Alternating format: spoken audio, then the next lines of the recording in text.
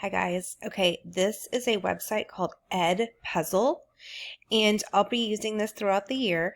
So I'm going to show you how this works. So I have a video that you're going to play, and oh man. Okay, And hold really, on. Let me go truly, back. observations Okay, and so research are going on this is a video, so you have to start from the beginning and watch the video, and it's going to pause the video and do this little circle thing right here where the little line is making this circle. Whenever you see that, a question's going to come up.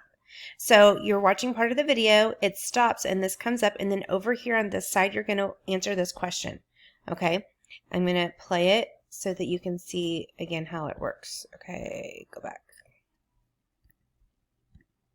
And really, We'll go to truly, the next one. observations and research are going on the entire time. Science is a continually ongoing process. Now let's break down each of these steps into their component parts. Okay, so then it stopped, and then there's a circle, and then over here on the side it says the scientific method is a continuous process. And you're going to put true or false. Well, that is true. I'm giving you one of your answers, and then you're going to hit continue. All that can be observed with the five and senses then are go included through the in whole observation. video and answer the questions, and that's it. Alrighty.